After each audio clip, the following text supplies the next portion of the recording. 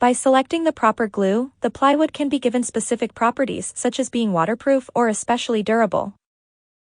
Figure 24:55 Most plywood is used as large sheets in the construction of buildings, but recently designers have appreciated the beauty of its texture, and it is now often used in furniture. Particleboard is an engineered wood similar to plywood, but logs are simply chipped into particles rather than cut into veneer. The particles are then glued together to make a board of any desired size or thickness. Particleboard is weaker than plywood, and if it is made from sawdust particles, it can be crumbled by hand. But often strength is not needed, and by covering particleboard on each side with a veneer of wood or plastic, the composite structure can be very strong. Oriented strand board is an engineered wood made by gluing together long thin strips of wood, with all strips running in the same direction. One of the first uses of this technique was to construct laminated beams. Even if only short logs are available, they can be cut into strips that are then glued together as overlapping pieces. Beams can be fabricated that are longer, thicker, and stronger than any available tree. By bending the strips as they are glued, a beam of any desired shape can be created.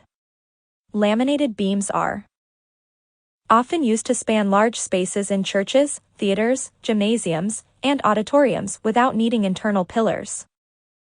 Figure 24:56 Because laminated beams are constructed by gluing long, thin strips of wood into a single structure, their length, strength, and shape can be customized for each particular purpose. Artisan woods are those valued for their beauty. They often consist mostly of richly colored heartwood such as black, red, white, and purple. Care is often taken in the way that artisan woods are cut. Tangential longitudinal sections show the texture caused by rays and fibers, whereas radial longitudinal sections show the pattern of alternating early wood and late wood. These are referred to as the wood's grain. Knotty pine is cut tangentially to show off the many dark knots produced when the plant branched prolifically. The texture of birdseye maple also results from numerous tiny knots. Artisan woods are used to create small objects of beauty such as boxes, musical instruments, bowls, and lamps. Figure 24:57 The pattern in wood is called its figure. The figure here is a bird's eye in maple, and not only is its cause is unknown, but its presence cannot be predicted until the wood is cut. Bird's eye figure also occurs in Cuban mahogany and black walnut. Figure 24:58 The dark spots in knotty pine lumber are knots, the bases of branches. As the tree trunk is cut tangentially, the branch bases with their dark reaction wood are cut in cross-section. At the next level. 1. Genetically modified organisms, GMOs. Many people have strong feelings about GMOs. Even if you do not, you should be informed about them. Many people object especially to GMO foods, such as inserting genes into cows so that they give more milk. Because we eat or drink foods, GMO foods might put us at risk of consuming the altered DNA. On the other hand, we may at long last be able to cure some diseases by using GMO bacteria or viruses to distribute medicinal genes throughout our bodies. You will find an overwhelming amount of information about GMOs, so use your judgment about which websites or papers are reliable, trustworthy, and worth your time. Also remember that the scientific method was designed to deal with facts, not opinions, values, or ethics. The scientific method tells us how to create GMOs, and ultimately it will tell us whether it is safe for us to consume GMO foods. But it will never tell us whether or not we should alter other organisms for our own benefit. 2. Ornamental and hobby plants. A set of plants that was not mentioned in this chapter are those used in our lawns and gardens, for our hobbies, for flower arrangements, and so on. It is difficult to think of a special occasion such as a wedding, a funeral, a graduation ceremony, or visiting a sick friend without flowers. We have a strong spiritual connection to plants and flowers, and they are often present in churches and religious paintings. Also, many of us like to garden or cultivate hobby plants such as orchids, roses, African violets, or succulents. You will have no trouble finding information on these topics, but a part of your independent study should be repeated trips to a nursery to get some plants for your own enjoyment and care. 3. Archaeology of useful plants. Botanical archaeologists have many resources when studying sites of ancient human activity. Wood anatomy is so complex that by analyzing the types of vessels, rays, and so on, we can identify wooden objects to genus, sometimes even to species. Somewhat surprisingly, wood that is incompletely burned, charcoal, retains its anatomy and does not rot, so we can analyze even the remains of temples, palaces, ships, chariots, and spears that were burned thousands of years ago. Because textile fibers are usually fibrovascular bundles, they too offer many features that can be used to identify the plants used to produce cloth or rope. On an even smaller level, many plants, especially grasses such as the cereal grains, produce tiny silica bodies within their cells. Silica bodies are diverse in their size, shape, and other features. These are usually genus-specific, which means that it is often possible to examine a single silica body and know which genus of plant produced it. Being essentially tiny pieces of glass, silica bodies do not burn, rot, or break down during digestion. By sifting the ashes of ancient cooking fires, silica bodies can be recovered and give us a clue as to which species were being consumed. Archaeologists refer to silica bodies as phytoliths. Fermentation of grape juice to wine produces tiny crystals of tartaric acid, so archaeologists examine ancient pottery for such crystals. Keywords: paleoethnobotany, archaeobotany, and phytolith. Summary. 1. Humans are omnivores. We and our ancestors have eaten plants for hundreds of thousands of years. 2. Agriculture and domestication of plants began in 4 separate areas shortly after the Holocene warming began. 3. Cultivation of crops required that people stop migrating and instead live in permanent settlements. This led to the establishment of cities, writing, and mathematics.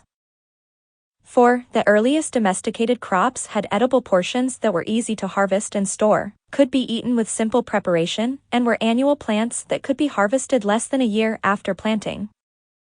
5. Cereal grains are the small fruits of certain grasses such as wheat, rice, barley, and oats. They are an important source of carbohydrates for most of the world's population.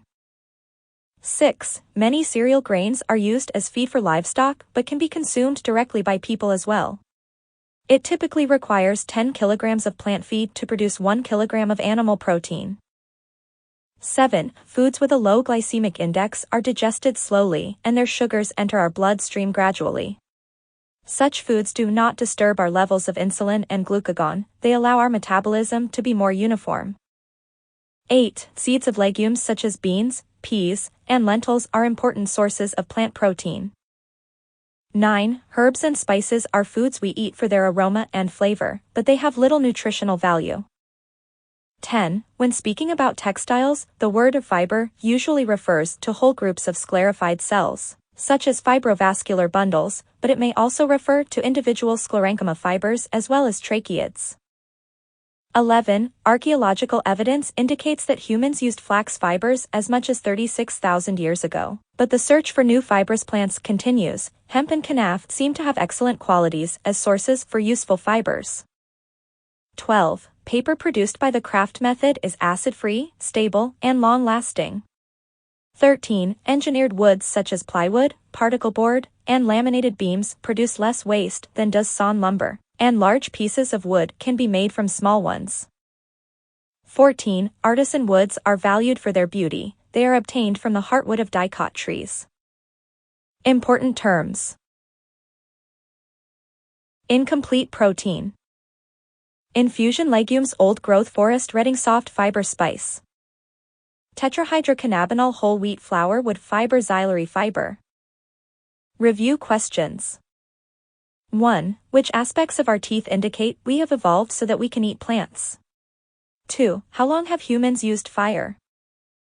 3. What is the Holocene epoch? When did it begin? What has happened to Earth's temperature during the Holocene epoch? 4. Domestication of plants began in at least 4 separate areas. Name the areas and the plants. 5. The earliest plant species that were domesticated had several fundamental features. List these features and discuss why each was important.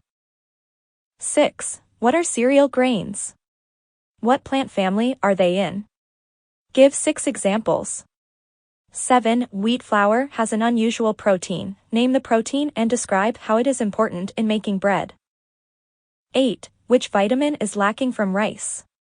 Describe how genetic engineering has addressed this problem. What is the name of the GMO rice, and is it now widely cultivated? 9. When cattle eat plant feed such as corn or hay, the cattle are consumers. When we eat the animal protein, we are consumers. In general, it takes kg of feed to produce kg of animal protein. 10. Describe a food with a high glycemic index. Why are such foods harmful to our metabolism? Describe a food with a low glycemic index. 11. Name 5 species of legumes. Which nutrient is especially abundant in legumes? Why are their root nodules important? 12. What are complementary proteins? Name 3 pairs. 13. How are antioxidants important? What do they protect cells from? Name several antioxidants and list several dark green leafy vegetables rich in antioxidants. 14. What is the active ingredient in hot peppers? Describe how the pungency of hot peppers is measured. 15. How do we know that ancient Egyptians used black pepper? 16. What is an infusion? Name 2 popular infusions. 17. Morphine is an analgesic. What does that mean? Why is its use in hospitals limited? 18. The term fiber has several meanings with regard to textiles. Briefly describe bast fibers, soft fibers, hard fibers, and wood fibers. Give an example of each. 19. Kanaf is currently being investigated as a possible new source of useful fibers. Describe the properties of kanaf that make it seem favorable. 20. What is acid-free paper? Why is it important? What is happening to books and magazines that were printed on paper that contains acid? 21. As newspapers, printer paper, and other papers are recycled, their fibers are damaged so the new paper is not as strong as the original paper. Does this make the recycled paper useless, or is strength not crucial for some products? If so, name some products that can be made with recycled paper. 22. Describe old-growth forests.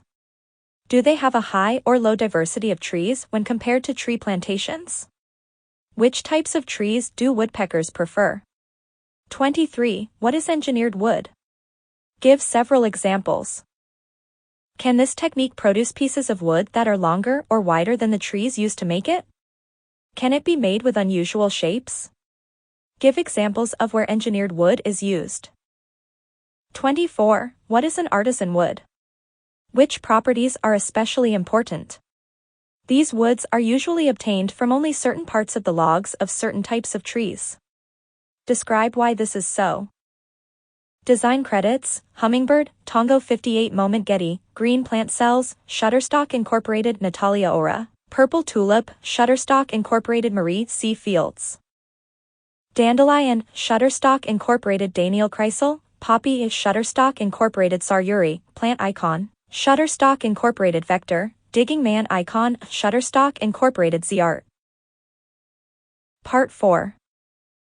Ecology. Chapter 25 Populations and Ecosystems. Chapter 26 Community Ecology. Chapter 27 Biomes. Part opener image. We people are the species that has the greatest impact on the ecology of all parts of Earth. This is the Trans-Alaska Oil Pipeline, and although its construction did disturb the ecology of the region, its operation has been safe, in general. The pipeline runs above ground so that the warm oil will not melt the permafrost. An important aspect of ecological studies at present is to search for ways for us to do less harm to the environment, to preserve natural areas, and to minimize our negative impact on the other creatures that share Earth with us. The focus of this final part is the plant in its environment, plant biology in the broadest scope. An important aspect of the biology of a plant is to view it as a member of a population. Population biology differs from the biology of individual plants. A dense population of grasses will attract the attention of grazers such as deer, and many plants will be eaten. However, if a grass plant is a member of a sparse, widely scattered population, grazers may overlook it, and it might not be harmed. The plants we are considering may be absolutely identical, but their fates will differ because of the nature of the populations of which they are a part. Every plant is also affected by all other aspects of its immediate environment, which in turn is part of a larger environment, a continent or island or perhaps the water of a lake or ocean. Climate must also be considered. None of these factors is uniform in either time or space. There are differences in soil, rainfall patterns, disturbances, and day length. On a larger scale, periods of global warming alternate with ice ages while the continents drift across the surface of the planet.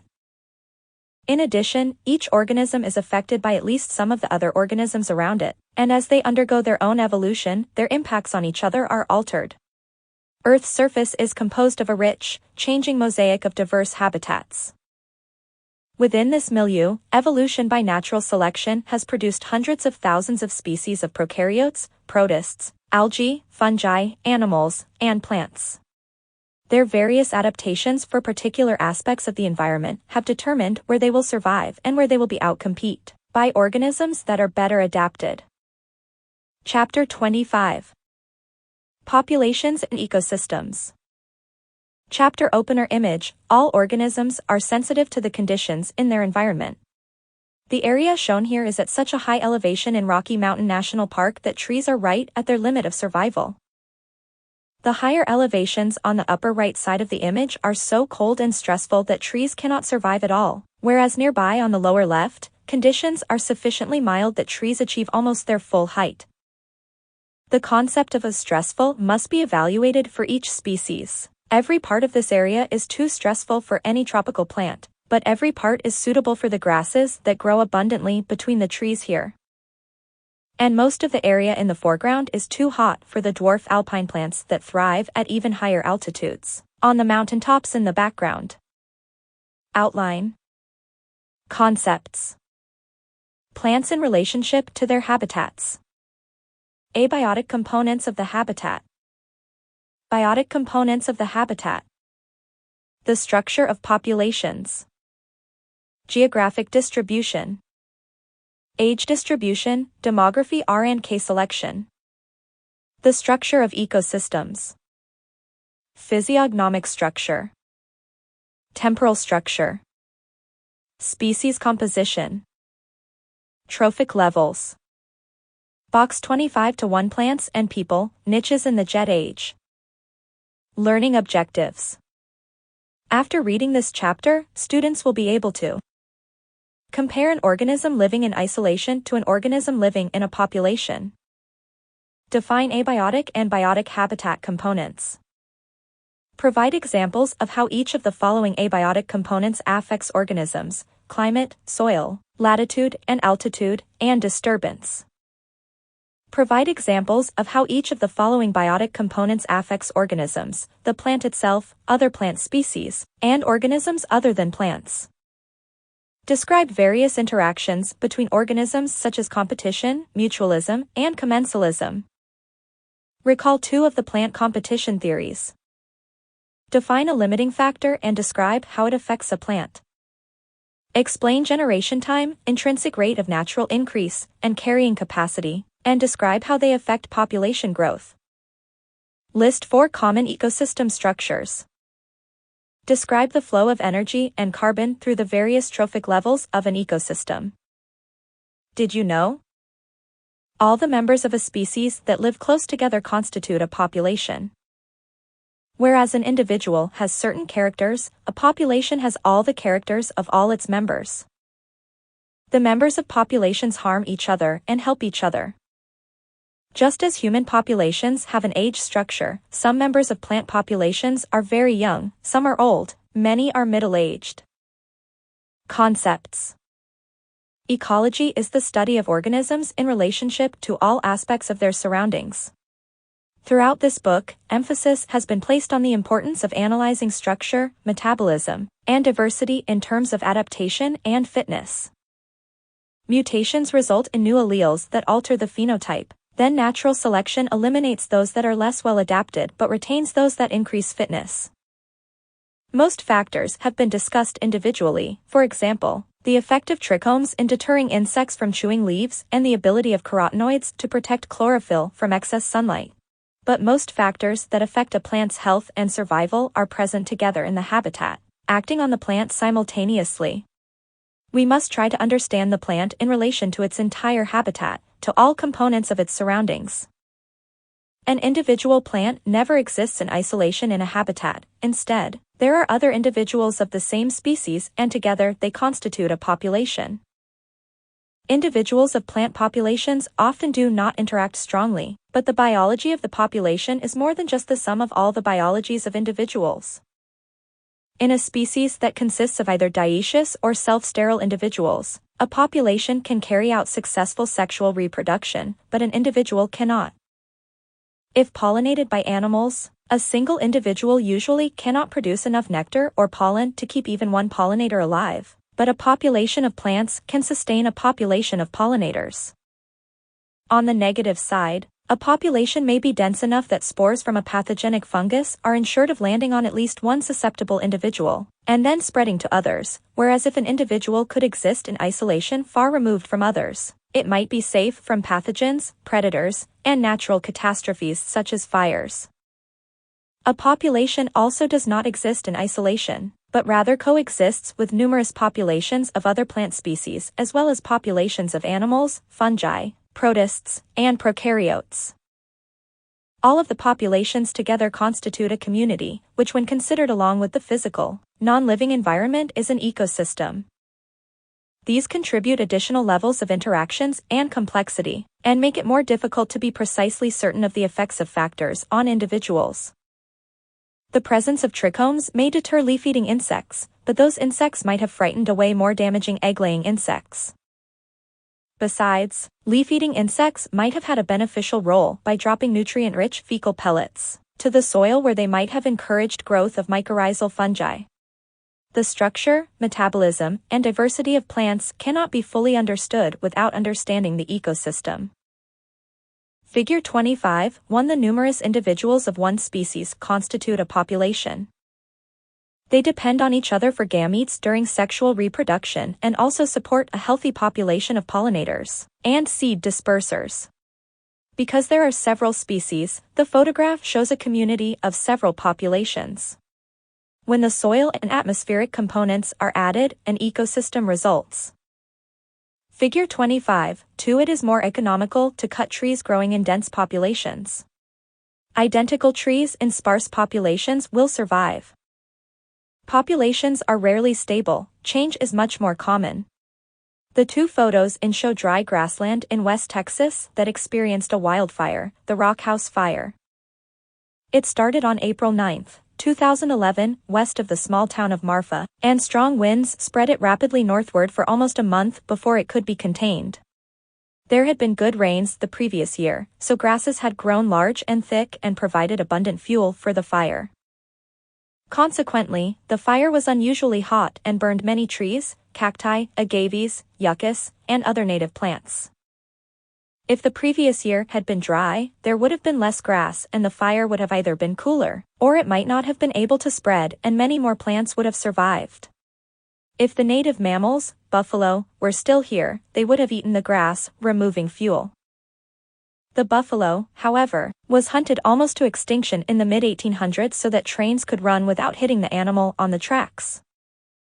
Many plants survived the fire. Most of the yuccas are alive and should recover in 2012 if there are adequate rains. The ecology of an area is a complex interplay of many factors, some of which change from year to year. Plants in relationship to their habitats. The habitat is the set of conditions in which an organism completes its life cycle.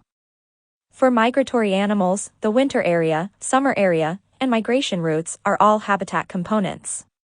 No plant is migratory, but portions of plants are. Spores, pollen, fruits, seeds, and vegetative propagules move through the habitat. Figure 25, 3. Grassland in West Texas before and after the Rock House Fire in 2011. How much of the surroundings should be considered part of the habitat is debated. Many factors do not appear to affect certain plants at all. Small herbs on the forest floor do not seem to influence large trees. Their presence or absence has little effect on the mineral nutrition of the trees or on their pollination.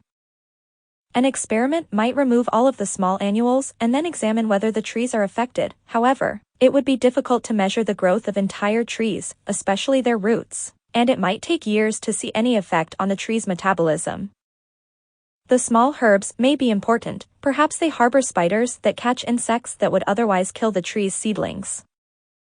If so, then removing the herbs might cause an increase in the insect population and decrease survival of tree seedlings. With fewer seedlings of this species, it might be possible for the seedlings of a different species to survive better. After many years, the forest composition would be changed as a result of the removal of the herbs. On the other hand, we do know that many components impact others directly. Pollinators are critically important aspects of the habitat for the plant species they pollinate, and any disease organisms or predators that prey on those pollinators are also important to the plant. Aspects of the habitat that definitely affect a plant constitute its operational habitat, whereas all components, whether with known effect or not, are its habitat. Figure 25, for the redwoods here completely dominate the habitat, each tree containing many times the bulk and volume of any single herb. They provide filtered light and protection from wind for the understory plants, which are incapable of tolerating full sunlight. Do the herbs affect the trees in any way? Yes, the redwood seeds germinate only after a low, cool fire is fueled by the understory herbs and shrubs. For example, consider the redwood forests in California. It was discovered that there were no redwood seedlings in the national parks, and redwood seeds were not germinating. After a recent forest fire, redwood seeds sprouted and grew vigorously. The fire not only stimulated the seeds to germinate, but by burning the understory plants, released minerals that increased soil fertility. We now realize that shrubs and herbs are vital to the success of the giant redwoods. They fuel quick, cool fires that are too low to damage the large redwoods but are necessary for seed germination. The policy of preventing forest fires, a natural factor of this ecosystem, was harming the redwoods. Habitat components are of two types, abiotic and biotic. Abiotic components are non-living and are physical phenomena, climate, soil, latitude, altitude, and disturbances such as fires, floods, and avalanches. Biotic components are living factors, the plant itself, other plant species, and species of animals, fungi, protists, and prokaryotes. Abiotic components of the habitat climate. Climate is critically important to all organisms. Most species are restricted to certain regions primarily because they cannot live in climatic conditions outside those regions. Climate itself has many components, temperature, rainfall, relative humidity, and winds being just a few. The average temperature of a habitat is not as important as its extremes, the lowest winter temperature and highest summer temperature. Many species of bromeliads, aroids, and orchids are restricted to the tropics because those are frost-free habitats. Rainforests along the west coast of California, Oregon, and Washington receive adequate rain, but freezing winters prevent them from being suitable habitats for most tropical species. On the other hand, many temperate trees must have a winter dormancy period accompanied by weeks of sub-freezing temperature in order to be vernalized and bloom. If cultivated in areas with warm winters, the plants grow and survive well but do not reproduce. The highest or lowest temperatures during a plant's lifetime are important. If a tree species must be 10 years old before it can flower, but killing temperatures occur every 8 or 9 years, the species cannot survive there. The growing season of an area is often determined by the date of the last severe killing frost in the spring and the first killing frost of autumn. The length of the growing season must be adequate for sufficient photosynthesis, growth, development, and reproduction. If not, a reproductive population cannot survive even if it can tolerate the temperature extremes of winter and summer. Moisture occurs as rain or snow or as hail that supplies water but also damages leaves, buds, flowers, and animals. Habitats range from extremely dry through progressively moister all the way to marshes, lakes, and rivers that are virtually all water. Just as with temperature, the total amount of precipitation may not be as important as seasonal extremes or the timing of precipitation. A constant drizzle that occurs almost year-round supports certain types of ecosystems, whereas the same amount of rain, distributed as just winter snowfall and occasional summer thunderstorms, results in a different type of ecosystem. Numerous metabolic processes respond proportionally to abiotic factors. Once there is sufficient moisture for marginal survival, increased amounts of water produce increased growth and reproduction. There is usually an upper limit. With too much water, roots drown for lack of soil oxygen. Between the low and high extremes is the tolerance range of the organism. Ranges vary greatly from species to species. Some are extremely broad. Most temperate plants across the northern United States and Canada, especially in the Midwest, tolerate summer highs of over 100 degrees Fahrenheit and winter lows below 40 F. Plants of southern Florida, Puerto Rico, and Hawaii tend to have much narrower tolerance ranges, being killed by both cool temperatures and hot ones. Figure 25, 5 swampy bayous of southern Louisiana contain so much water that most plants cannot grow, their roots drown. Bald cypress is well adapted, however, its roots form a knees, filled with parenchyma that allow atmospheric oxygen to diffuse into the submerged roots. Plants vary in their ability to tolerate salty soil. These species occur around salt flats in Oklahoma and Kansas. Sea purslane and sea blight survive even in the presence of strong salt concentrations, whereas others tolerate less. By being tolerant of soil salt, these plants can occupy habitats on the edges of salt flats, which are free of other plants. Not shown are the many species that have virtually no salt tolerance.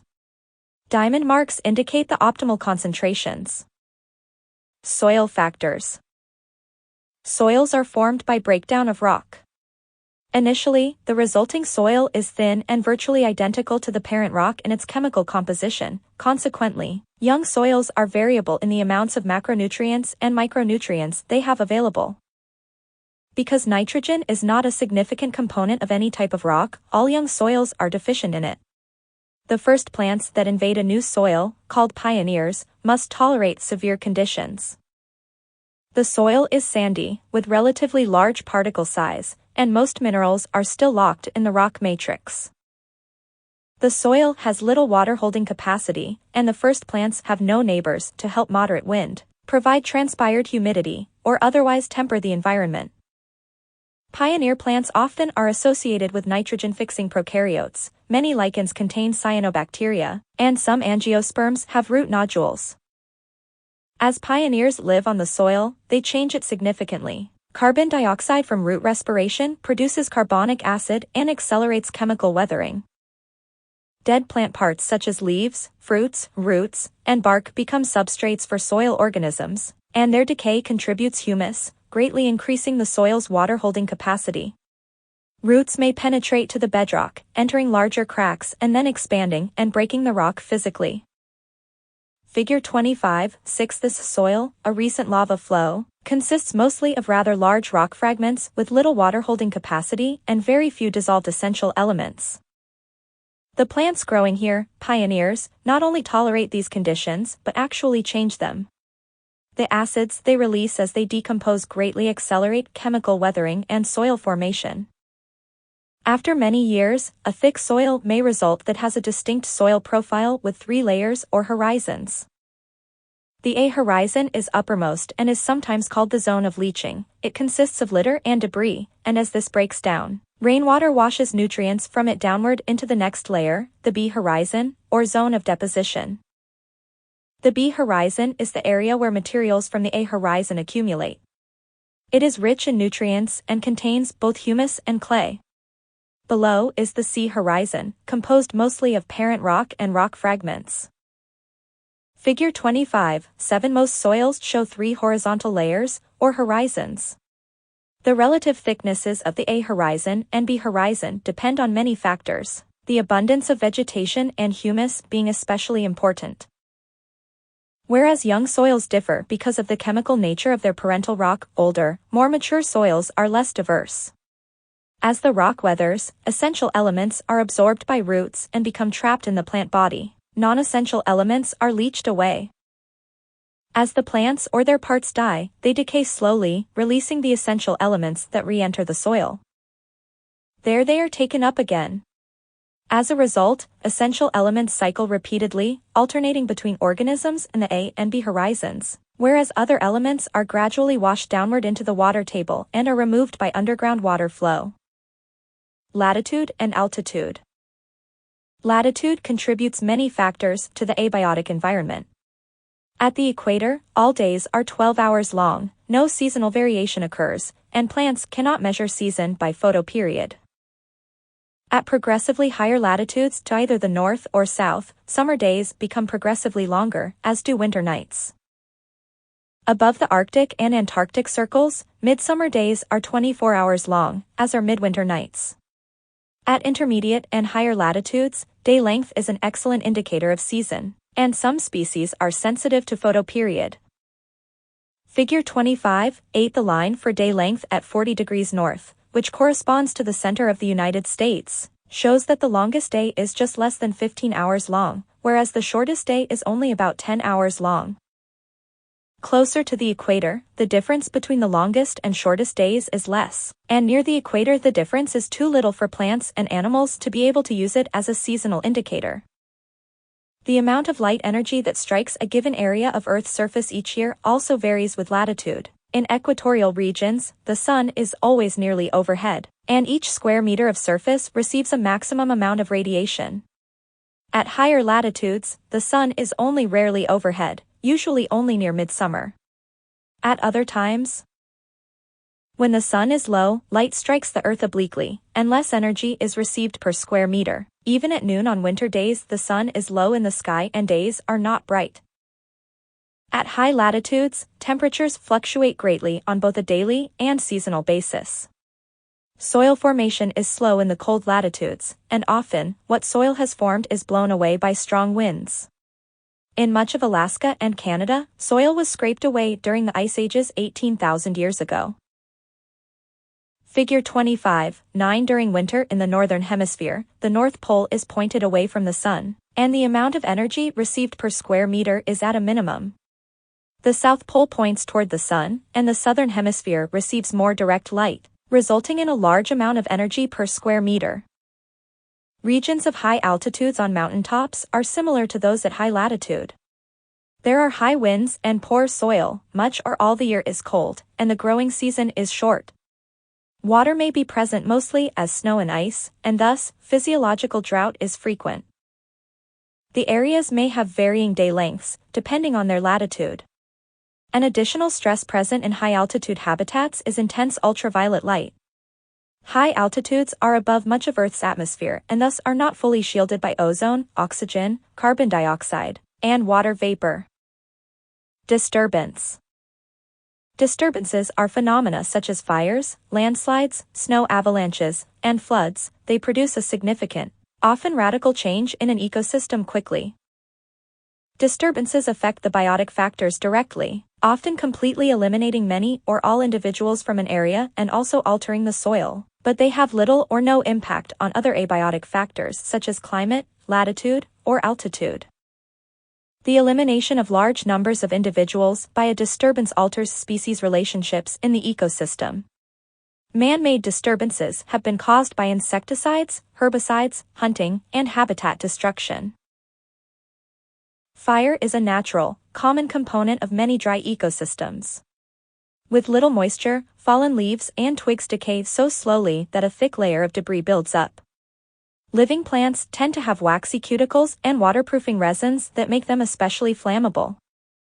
Lightning storms often occur without rainfall, starting fires that burn rapidly and cause great destruction. Many plants and animals of such ecosystems have become fire-resistant as a result of natural selection caused by frequent fires. The bark of certain species of pine trees is so thick that a rapidly moving, moderate fire does no damage to the vascular cambium and other living tissues. The lower portions of the trunk have no branches because of self-pruning, so flames cannot reach high enough to ignite needles. Only herbs and small shrubs are burned. Furthermore, seed cones of lodgepole pine and jack pine open only after being exposed to the heat of fire. This adaptation results in the release of seeds after many competing plants and predatory animals have been killed, and the forest floor is open and sunny. Also, the soil is enriched by minerals in the ash, making it an ideal site for pine seedlings. However, if fires do not occur frequently enough, usually because firefighters put them out, understory shrubs and small trees grow tall and large. So much brush and dead wood accumulate that when fire does occur it is extremely hot. As it burns to the top of shrubs and understory trees, flames may reach the lowest branches of the pines, igniting the crowns.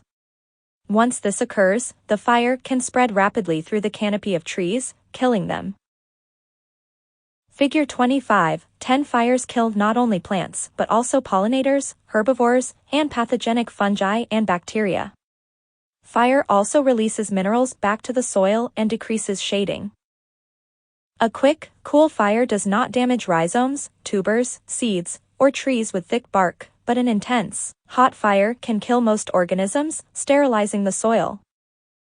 Within a few months after a moderate fire, mosses, grasses, and wildflowers have begun regrowth. And the eruption of Mt. St. Helens radically altered the surrounding ecosystems, but their two plants, animals, and other organisms are recovering. Figure 25, 11 humans destroy habitats on a massive scale. Hydroelectric dams permanently flood valleys upstream and eliminate the flooding that had been a natural part of the downstream habitat. Spawning grounds for fish are also destroyed. A few small dams are now being removed in an attempt to restore river ecology. 6 months later, the positions are reversed. The variability of energy received per square meter of surface is affected by topography. Away from the equator, the side of a mountain or valley that faces the equator also faces the sun and receives more energy. The sides that face the poles are cooler. Very often, the two sides of a valley running east to west have different vegetation. Many grasses have adaptations that permit them to benefit from fires. Many prairie grasses in the Midwest and the sawgrasses of the Florida Everglades grow in dense clumps with their shoot tips and leaf primordia, at or below ground level, protected from fire by soil and the living bases of leaves. Leaf tips may be dead and dry, and when fire occurs, the dead portions burn, releasing their minerals, but the bases of the plants are unharmed. Annuals and short-lived plants do not survive fires, but their seeds, buried underground, do. Bulbs, rhizomes, tubers, or corms easily survive small fires. Biotic components of the habitat, the plant itself. An individual itself, just by being in a habitat, modifies the habitat and is a part of it. Habitat modification may be beneficial, detrimental, or neutral to the continued success of that species in its own habitat. In beech oak forests of the northern United States, the trees modify the habitat by producing a dense canopy that results in a heavily shaded forest floor. With such low light levels, few seedlings grow well, but two that do are those of oaks and beeches. As a result, mature trees create a habitat that suits their seedlings and aids their own successful reproduction. Figure 25, 12 If fire occurs frequently, understory shrubs are burned back before they become tall, and there is always a large space between them and the lowest branches of the dominant trees. Fire cannot get high enough to ignite the tree canopy. If fire occurs infrequently, understory shrubs become tall, reaching the lowest branches of the dominant trees. Fire then burns upward from the shrubs into the canopy, igniting highly flammable needles, twigs, and cones. Even if the trees are not killed outright, their shoot meristems are destroyed, and no further growth is possible. And in most deserts, native grasses and herbs are so sparse that fire cannot occur. But introduced exotic herbs and grasses occasionally form a population dense enough to support fire. This has occurred in Arizona, putting cacti and yuccas at risk. Pine forests are more open, but still the forest floor is shaded by mature pines. Pine seedlings, however, need full sunlight and do not grow well below the canopy of older pines. Seedlings of other species flourish in these conditions and crowd out the few pine seedlings that may occur. Pine trees modify their habitat adversely for their continued success. Only disturbances can create the open habitats needed for pine seedlings. Figure 25-13b. As glaciers retreat, they leave behind moraines, great mounds of rubble, sand, and boulders. The soil is poor, with no humus and few available nutrients, but pioneer species such as alder, dryas, willow, and fireweed colonize recently exposed moraines. They survive in the open conditions and tolerate low levels of nutrients. Alders and dryas have root nodules containing symbiotic nitrogen-fixing bacteria that supply nitrogen. Within a few years, decay of their leaves and bark has enriched the soil sufficiently that Sitka spruce and western hemlock become established. After this, however, the spruce-hemlock forest creates too much shade and eliminates the pioneers that have altered the habitat to their own detriment by enriching it. Other plant species. When several individuals, of either just one or several species, occur together, the possibility for interaction is created. If the interaction is basically beneficial for both organisms, it is described as mutualism, but if it is disadvantageous, it is competition. Competition is a situation in which two populations do not grow as well together as they do separately, because they use the same limited supply of resources. Many plants are believed to compete with others for light, soil nutrients, water, and the attention of pollinators and seed dispersers, among other things. If a single plant were allowed to grow by itself, in many cases, it might grow more rapidly, become larger, and produce many more gametes than it would if other plants were nearby. Roots of other plants might grow among its roots and remove water and nutrients. The competitors might grow taller than it does and intercept sunlight by putting their leaves above its leaves. Their flowers, even if they did not produce more nectar, might still distract its pollinators such that its pollen would be carried to the stigmas of the wrong species, and its own stigmas would receive foreign pollen.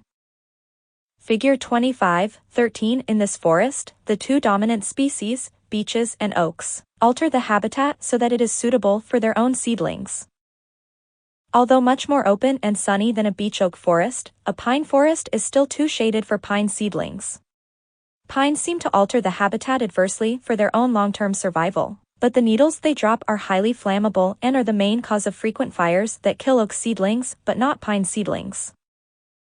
Figure 25:14. As a glacier retreats, the rubble and sand left behind is extremely poor soil, and of course, the climate is usually harsh. However, several species of pioneers can grow here, and their activity enriches the soil, permitting invasion by less hardy species. The role of competition has been extensively debated. One theory postulates that the result of competition is competitive exclusion. Whichever species is less adapted is excluded from the ecosystem by superior competitors. The species that get sunlight and other resources win, those that do not lose and are eliminated. If this is true, then very little competition occurs in a typical ecosystem. Each species is assumed to be adapted to a particular set of conditions, a niche, that no other species is adapted to use as efficiently. For example, some species are adapted to full sunlight and others to partial shade. In an ecosystem, the former must be a canopy tree and the latter an understory species. This theory of little competition predicts that if certain species are removed, the others do not benefit from the unused resources because they are not adapted for them. This is sometimes found to be the case. Figure 25:15. Both ferns and large trees need light, but many fern species cannot tolerate high light intensity and must have partial shading. Large trees often must have intense light, they do poorly if shaded. Growing together, they do not compete for sunlight, each uses a portion of the resource the other does not use. If either were removed, the other would not grow better. The concept of niche is difficult to define exactly. Basically, it refers to the set of aspects of the habitat that directly affect a species. For example, a particular marsh species occupies a particular semi-aquatic niche defined by a range of soil moisture or flooding, a range of seasonal rainfall, a range of temperature, a paucity of root grazing caused by lack of swimming herbivores, and the presence of appropriate pollinators. Another species of marsh plant may grow in the same general geographical area, even the same marsh, but occupy a different niche because it may have a different pollinator or may grow in areas of the marsh that are slightly more acidic than the microhabitats occupied by the first species. As long as even one factor differs, they occupy different niches. As an alternative to the theory of competitive exclusion, a second theory postulates that species overlap in their tolerance ranges, and when grown together, each has exclusive use of the portion of the range not used by the other. In the overlap zone where the habitat is suitable for both species, usage is determined by competition. The one that is more adapted occupies the overlap zone exclusively. The weaker species occupies only part of its potential niche. The two can coexist, but if either is removed, the other then has its full range of resources and grows better. Examples of this type of competition have been found to occur. Figure 25:16 Two species compete if they can use the same resource. Here, species 1 would have exclusive use of the resource under conditions A to B, whereas species 2 would have exclusive use between C and D. With conditions between B and C, they would compete. If the resource were water availability, species 1 might grow in drier areas and species 2 in wet areas, and both could grow in moist areas. Over time, mutations that improve the ability of a species to compete may be selected. In this case, species 1 evolved such that it is specialized in dry habitats and now cannot live in moist conditions. This may increase its total fitness because moist environments have more insects and fungi that require expensive defense mechanisms that it no longer needs. A long-term result of competition should be species modification by natural selection. If two species compete with partial tolerance range overlap, then mutations are beneficial if they allow each to use more efficiently its exclusive portion of the range. Through time, the species diverge until competition is reduced. The geographic ranges of most populations are extensive enough that they contain a diversity of biotic and abiotic factors. Each may include hills, valleys, and plains, rocky soil and rich soil, and grasslands and open woodlands. Because of this diversity, a population may be competing for sunlight in one part of its geographic range but competing for water in another, and for other factors in still another. Ecosystem diversity causes different subpopulations to specialize for certain features, especially if gene flow is not rapid and thorough. This could be the beginning of divergent speciation, of course, but long before the various subpopulations could be called subspecies, they would be considered ecotypes, each specialized in response to particular ecosystem factors at its locality. The various ecotypes resemble each other so strongly that they clearly belong to the same species but have enough differences for ecologists and taxonomists to suspect that separate ecotypes exist. Experiments are necessary to prove that natural selection is in fact altering the genome because phenotypic differences can result simply from the growing conditions themselves. For example, beans grown in rich soil with adequate water are strikingly different from those grown in poor soil with little water and other stresses. To test whether ecotypes really exist, transplant experiments are performed. Plants from each site are transplanted to the alternate site, and plants from both sites may be grown together in a common garden at an intermediate site. If the transplanted individuals take on the phenotype of the naturally occurring plants at that site, then genetic factors were not important, just stresses. However, if the transplanted individuals retain their original phenotype or if they die, then genetic divergence had begun. Also, success in competition depends on factors other than the ones involved in the competition. Species A may grow rapidly and shade species B when water is abundant, but species B may be more drought tolerant and can outgrow and outcompete species A when water is scarce. Water availability may vary over the geographic range such that A dominates in wet areas and B in dry areas. Also, because rainfall varies from year to year, species A may be more common some years and species B more abundant in other years. Animal ecology includes a variety of negative interactions in addition to competition, predation, the killing of prey, and parasitism are two examples. Insectivorous plants do trap and kill insects, but no plant kills and digests other plants in a predator-prey relationship. Parasitic plants are not uncommon.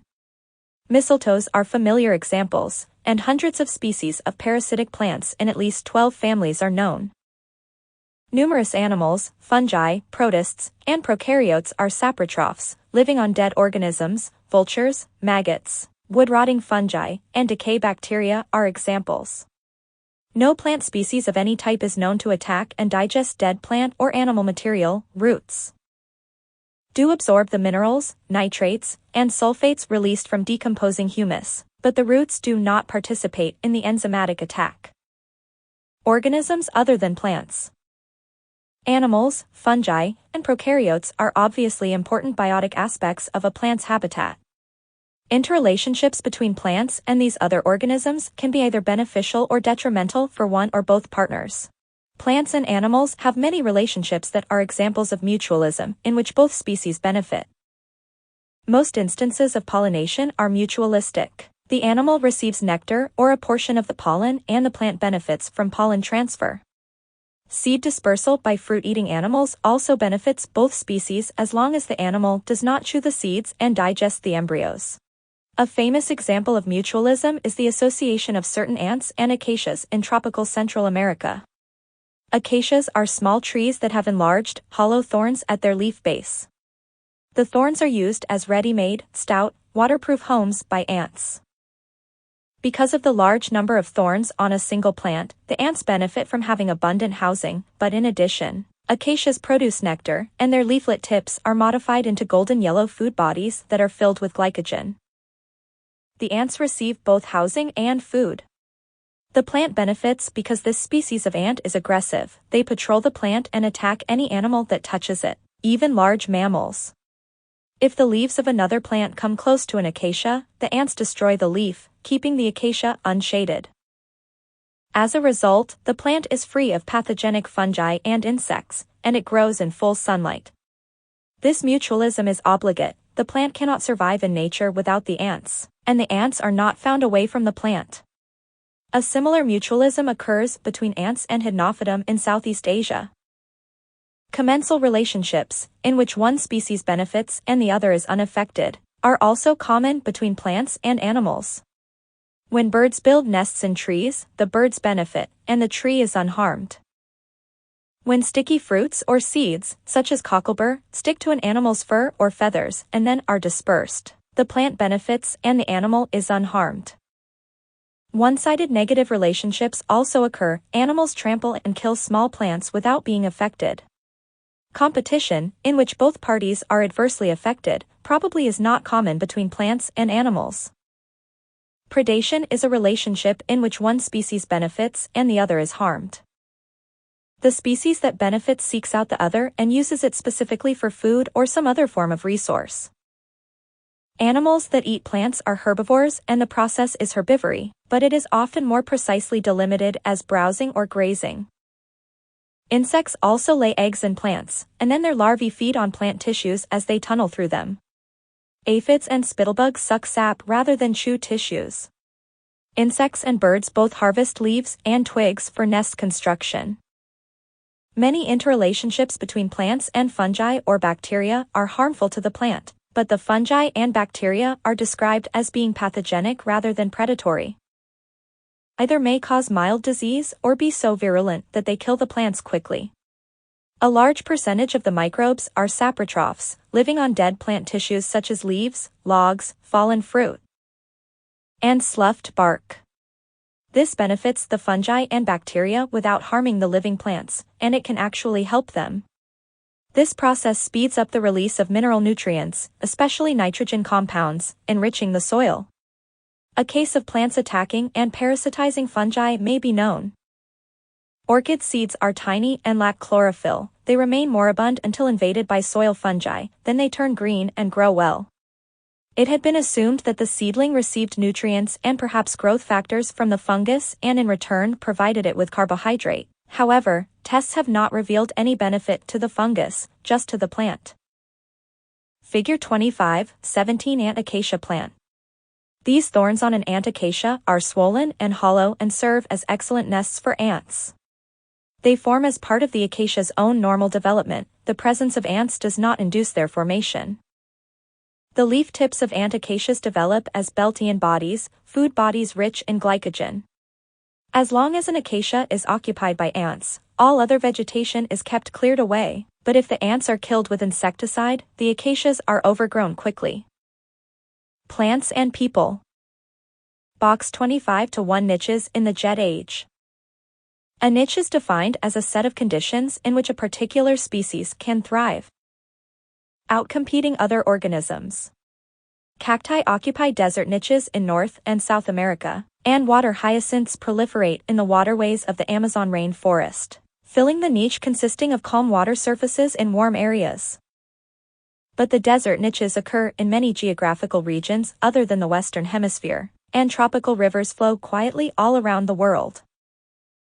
Why do cacti and water hyacinths grow only in restricted areas? Basically, it is simply because they have not been able to spread to the other areas because their natural range, the site where they originated evolutionarily, is surrounded by vast regions of inhospitable barriers. Under natural conditions, cacti could establish themselves in the desert niches of Africa, the Middle East, China, and Australia only if migratory birds happen to carry seeds from one continent to another. Such long-distance dispersal is extremely rare. Perhaps we should say that it was extremely rare. Humans have now far surpassed migratory birds as agents of long-distance dispersal. Planes and ships connect all parts of the world, causing an interchange of plant and animal species on an unprecedented scale. Some of the transport is accidental as seeds are caught in clothing of tourists or are attached to hides or other material being shipped. Zebra mussels came to the United States in the bilge water of ships, and insects are carried in fruit and produce and even in the stagnant water trapped in old tires being imported for recycling. Of course, even microbes and viruses are transported over long distances, as is the case with HIV, the virus that causes AIDS. Other transport is intentional, as living plants or animals are imported specifically for cultivation as crops or ornamentals. Carp were imported into our rivers as a food source. Killer bees were brought to Argentina from Africa for research and then escaped from a broken laboratory cage. The vine kudzu was planted in the southern states as a ground cover to control erosion along road cuts and on canal banks, and water hyacinth apparently was introduced into our waterways simply because it is pretty. All of these organisms, and many more, share a common feature: they have thrived in the new habitats in which we have placed them. All have found conditions that permit their rapid growth and reproduction. Because we did not bring along their natural predators or pathogens, they tend to be free of the organisms that could limit their expansion. They have all undergone population explosions and are proliferating rapidly. Zebra mussels are clogging waterways through the American Northeast and are spreading down the Mississippi River. Killer bees have spread throughout South America, Mexico, and Texas and into New Mexico in just 10 years. In such cases, it turns out that these organisms are more highly adapted to the conditions here than are our native species. Consequently, the exotic, introduced species outcompete the indigenous species. Carp have crowded out many types of American fish, and kudzu covers thousands of square kilometers of forests, killing the trees by shading them and cutting off their sunlight. No insecticides or herbicides are specific enough to control only the introduced species, and trying to eliminate plants, insects, and fish by hand is almost impossible. Most control efforts center on searching the home habitat to find predators or disease organisms, and then introducing those into the new location. But because the original problem was caused by the introduction of an exotic organism, there is, of course, considerable reluctance to bring in another exotic organism. An ideal solution would be to find a pathogen that preys only on the problem species and on no other. Ideally, then, when the original exotic species is eliminated, the second will also die out for lack of food. Caution must be used because the pathogen may be able to attack native species that are related to the exotic species, or a mutation may occur in the pathogen that allows it to attack native species as well. Already, the transport of species to new habitats where they can proliferate and outcompete native species has been a serious problem. It can only become worse as our jetage global movement brings about increased travel and transport of material. Figure B25, 1 kudzu, which was introduced from Japan, has no pathogens or pests here in the United States. It grows rapidly, covering rocks, trees, telephone poles, and even buildings. Trees covered by kudzu die from a lack of sunlight. Figure 25, 18 buffalo and plants are in a predator-prey relationship in which the buffalo benefits but the plants do not. The buffalo are herbivores, more specifically they are grazers, and they not only eat the plants but also trample them with their hooves and destroy them when they wallow to rid themselves of fleas and ticks. Examples of plant-fungus mutualism are well known and recently have been shown to be of much greater importance than ever before suspected, as in the case of mycorrhizae. The mycorrhizal fungus transports phosphate into the plant and receives carbohydrate, both benefit. Many plant species grow only poorly in nature if soil fungi are killed with a fungicide, And it has been postulated that one reason the plains of the American Midwest lack trees is because the type of mycorrhizae beneficial to trees cannot compete well with the mycorrhizae beneficial to grasses. A complex relationship has been discovered with Indian pipe and a mycorrhizal fungus. Indian pipe parasitizes the fungus, drawing nutrients from it, and the fungus in turn obtains carbohydrates from its other mycorrhizal partners that are chlorophyllous and photosynthetic. Indian pipe basically parasitizes other plants, using the mycorrhizal fungus as a bridge. The non-plant organisms add a great deal of complexity to a plant's habitat, and numerous types of interrelationships are possible. Only those relationships involving plants have been mentioned here, but the animals are competing with each other, as are the fungi and prokaryotes. Also, interactions occur between animals, fungi, protists, and prokaryotes. The ecosystem is extremely complex, and it is virtually impossible to predict how disruption of one part might affect other parts. Although the operational habitat may be simple, the real habitat contains so many factors linked to so many other factors that we must be careful in our treatment of ecosystems. The structure of populations. Populations can be thought of as having many types of structure. Their distribution through the habitat is an important one, as is the age structure of the individuals. Geographic distribution. Boundaries of the geographic range. The ability of a plant species to spread throughout a geographic area is a result of its adaptations to the abiotic and biotic components of that area. Although most habitat components act on the plant simultaneously and most should be considered important, at any given time and locality, one factor alone determines the health of the plant. This factor, whatever it may be, is the limiting factor. As described for photosynthesis, at a medium level of carbon dioxide, increasing the amount of light causes an increase in photosynthesis, whereas increasing the concentration of carbon dioxide does not. Light is the limiting factor. As light intensity is increased, however, a point is reached at which brighter light does not cause more rapid photosynthesis.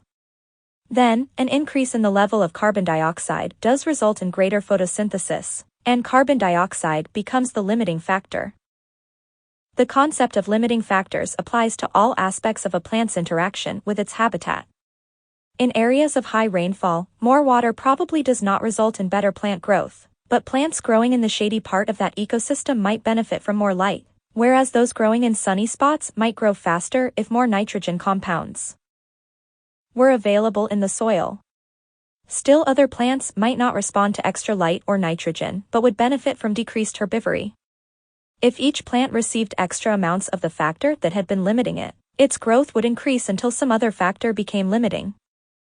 If the shaded plant received extra light, its growth rate would increase to the point where nitrogen perhaps became limiting. If a plant is placed in an optimal environment and given adequate amounts of nutrients, light, water, and freedom from pathogens, growth and reproduction increase greatly, but not infinitely. At some point, the plant's innate capacity becomes the limiting factor. Crops on irrigated farms with weed control and pesticides are an example. Any factor of the ecosystem can act as a limiting factor. Water is important to many species. Most cannot live in desert regions because of lack of water, and most cannot live in marshes because of excess water. Extreme temperature inhibits plant growth in many regions, even if given adequate water. Some plants cannot conduct it as rapidly as it would be transpired at high temperatures. For other species, high temperatures apparently cause enzyme systems to lose synchronization, and metabolism does not function correctly. A lack of warmth in winter is a limiting factor that keeps many species restricted to the tropics. Temperate rainforests have adequate moisture and even richer soil than do the natural habitats of most tropical species, but the temperate rainforest habitat has freezing winter temperatures. Figure 25:19 On modern American farms, plants are given optimal amounts of fertilizer and water. Pesticides and insecticides keep pathogens under control, and a variety of weed control measures eliminate competition from other species. If the seeds are not planted too close together, each plant has adequate room and grows as rapidly as possible. It is limited only by its own innate capacity for growth. Biotic factors are also critical. Many desert plants grow much more rapidly if given more water than occurs in their habitat, But their ranges do not extend into moist regions. They cannot compete well against the plants that are already there and well adapted to moist conditions.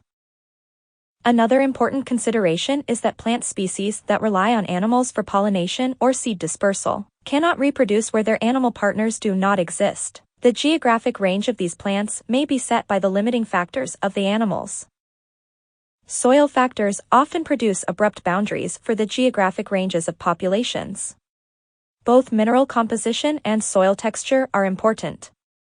Soils derived from limestone, sandstone, or serpentine often have characteristic species growing on them.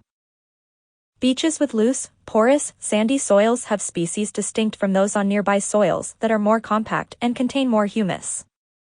The limiting factor for a particular species may be the same factor over its entire geographic range, but often it varies from area to area. Local geographic distribution. In addition to large-scale geographic distribution of the entire population, small-scale, local distribution of individuals with respect to each other is also important. Individuals have one of three types of local distribution: random, clumped, or uniform. The term random distribution is used whenever there is no obvious, identifiable pattern to the position of individuals. A random pattern has no predictive value. Knowing the position of one plant does not let you estimate the position of another plant. In most habitats, many individuals seem to be distributed at random, but that may simply be due to the presence of many small-scale patterns that are difficult to detect or one large pattern that is too complex to see. Clump distributions are those in which the spacing between plants is either small or large, but rarely average. This can result from many factors. Seeds of a plant often fall near the plant, not at uniform or random distances from it. If a bird or other animal eats many fruits and seeds, it will probably deposit them all together in a lump of organic fertilizer. Figure 25:20. The distribution of these plants is easy to understand. Most of this granite outcrop is so smooth that all seeds are washed off by rain, nothing can grow on it. Where it has cracked, however, soil accumulates, seeds germinate, and plants thrive. Soil in the lowest part of this valley floor is too wet for the trees, and rocky soil on the slopes is too dry. Figure 25:21. Types of distribution on a small scale. This appears to be a random distribution, but examination of a larger area might have revealed a pattern. Clumped distribution. Uniform distribution. Uniform distributions are the types that occur in orchards and tree plantations. All individuals are evenly spaced from their neighbors. In natural populations, uniform distributions are not extremely common. Those that do occur are thought to result from intraspecies competition. The roots of one individual may establish a zone that prevents the germination or growth of others. Zones can also be established, at least theoretically, by the release from the plant of chemicals that inhibit other plants. Such chemicals are called allelochemics, and the inhibition is allelopathy. One example may be the purple salvias of California. They grow in a relatively uniform spacing with a zone of bare soil surrounding each shrub. Several chemicals, particularly terpenes, are given off from these plants and have been shown to inhibit growth of plants in the laboratory. It is known also that these do accumulate in the soil near salvia. It is not certain that these actually are allelochemics, however, because some experiments have shown that rabbits, mice, and birds that live in the salvia shrubs are mostly responsible for the bare patches. If a wire cage is placed over a bare patch to exclude animals, plants do grow there. Presumably the bare patches are narrow because it is risky for the animals to venture too far from the cover of the salvia. It may be possible that terpenes are allelochemics under certain circumstances, but that typically animal herbivory prevents other plants from growing near salvia. Figure 25:22. Each bush of Salvia leucophylla is surrounded by a zone devoid of vegetation. Allelochemics given off by the salvias penetrate the top layers of soil and inhibit seed germination. If a seedling can get its root through the top zone, the plant may grow well, but herbivory by rabbits and mice that live in the protection of the salvias then becomes a problem. Age distribution, demography. The manner in which a population responds to various factors in its habitat is affected partly by its age distribution. Its demography, the relative proportions of young, middle-aged, and old individuals. Analysis of age distribution has been applied mostly to animal populations and may be difficult to apply to plants, but the fundamental aspects are important and easy to understand. Imagine a species in which a pair of individuals produces 4 offspring by the time they die. The 4 offspring also double their numbers, and thus, there are 8 after they die. Future generations would contain 16, 32, 64, 128 individuals, and so on. This population is undergoing an exponential rate of increase. And there are always greater numbers of young individuals than old ones. This is important in determining whether most members are very young and highly susceptible, moderately young and vigorous, older and well-established, or very old and senescent.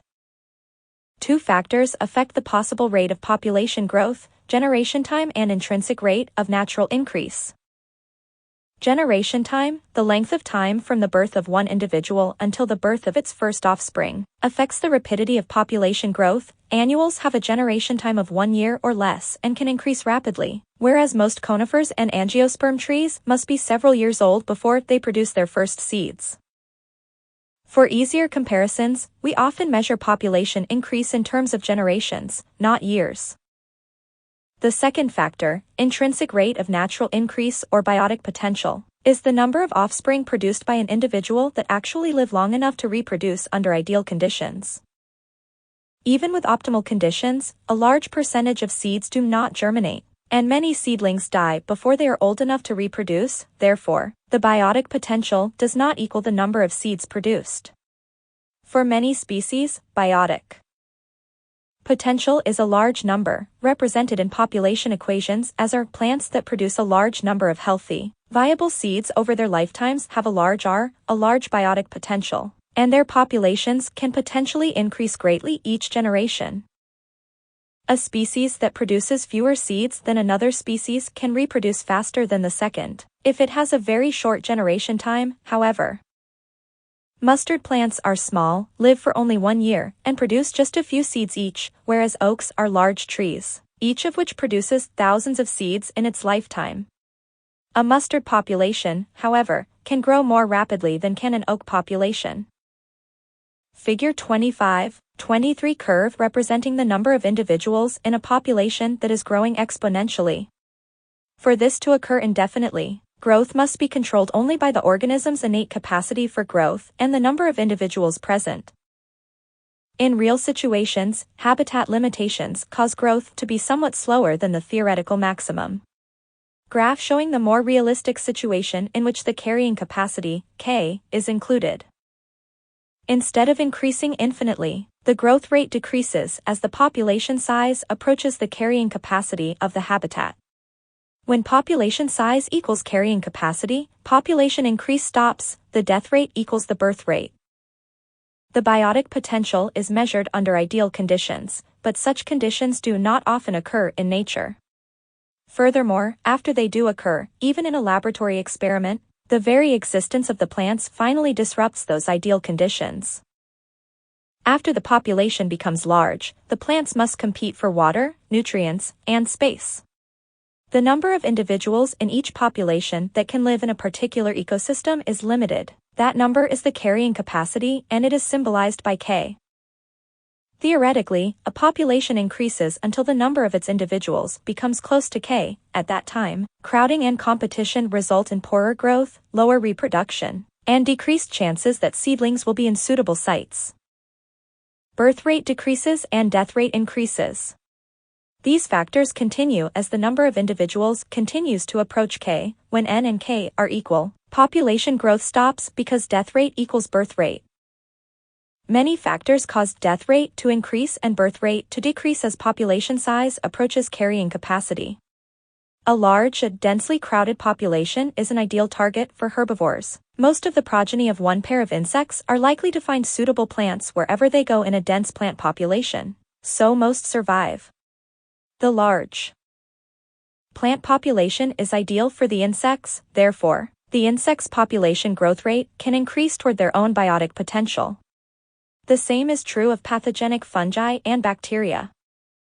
Even without considering predators or pathogens, large populations of plants may alter the environment physically, making it less ideal, as mentioned for the shading of pine seedlings by mature pine trees. A habitat filled with herbivores or pathogens or shade has a lower carrying capacity than the original habitat had. On the basis of theory alone, we would expect that after a species invades a new habitat, it would undergo exponential growth as in Figure 23b, first increasing rapidly, later more slowly, and finally remaining stable with numbers that neither increase nor decrease.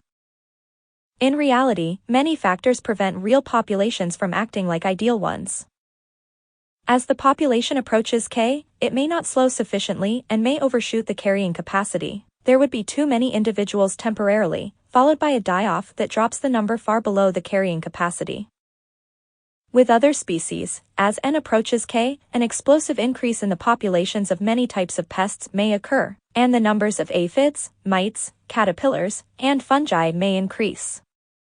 The plant's pests have overshot their own K, and they kill so many plants that the plant population falls far below its K, perhaps almost to zero. From there, it may then increase again, undergoing major cycles. Alternatively, as with pines, as the population increases, they change the environment to one that favors other species. Their own reproduction falls to zero, and as the adults die, the entire population is lost. Figure 25-24. If a population increases slowly toward the carrying capacity of its environment, it may slow at K, as shown in Figure 25-23b, but often growth is too rapid and a large number of extra individuals temporarily survive. They then die off because of limited resources and the population falls below the carrying capacity. R and K selection. As a population increases, theoretically it goes through a young phase in which numbers of individuals are low and resources are plentiful. Population growth is limited by the species' own biotic potential, R. Later, conditions are crowded, resources are scarcer, and population growth is governed by the carrying capacity of the ecosystem, K. The lifetime of any single individual is typically much shorter than the time required for a population to pass through this full development, therefore, which is more advantageous to the species? To become adapted to R conditions or to K conditions. The two are very different and require distinct, often mutually exclusive adaptations. R selection. A disturbance usually produces R conditions. A fire or flood destroys many individuals in the area, and resources are plentiful for the few that remain, whether they are seeds, survivors, or immigrants carried in by wind, animals, or the flood itself. Pioneers that produce many seeds quickly have an advantage in that most seeds find suitable sites. If seeds form too slowly, the sites may be filled by seeds of other invaders. Because population density is low, the spread of predators and pathogens is slow, and thus, the threat from them is not great. Having anti-herbivore and antifungal defenses is not so important because neither of those two agents is the limiting factor. Actually, the biotic potential is the limiting factor, and as a result, mutations that increase R are selectively advantageous. Plants grow quickly, have few defensive compounds or structures, flower quickly, and produce many small seeds. Because most disturbances are impossible to predict and are widely scattered, seeds also must be adapted for widespread dispersal. Our selected species typically are annuals or small shrubby perennials because the disturbed habitat gradually changes back into a crowded one that is no longer suitable for the pioneer R species. As more species of plants, animals, and fungi re-establish themselves in the area, the R-selected species are at a disadvantage. They have few defenses against predators and are too short to compete for sunlight. Only another disturbance can save them at this site. Usually their population numbers fall to zero or close to it. The species itself survives because many seeds have emigrated to other sites, at least a few of which are appropriately disturbed areas. Figure 25. Most habitats have no carrying capacity for species that are not a natural component of the habitat's ecosystem, but a disturbance such as a fire, flood, landslide, or disease outbreak may suddenly make it suitable for new species. Clearing an area for construction suddenly increases its carrying capacity for many weeds. They had been present in very low numbers because they compete poorly with the normal vegetation present before construction. The carrying capacity for the weed species soon begins to fall as other plants invade and the natural vegetation returns to areas not covered with asphalt or houses. A site's carrying capacity may vary less drastically as the populations of competitors, pests, and pathogens rise and fall in their own cycles. If most of the herbivores are suddenly killed by a bacterial disease outbreak, the carrying capacity for the plants suddenly increases. This lasts only until new herbivores move in or some other pest responds to the increased number of uneaten plants. Table 25, 1 Selectively advantageous traits in R-selected and K-selected species.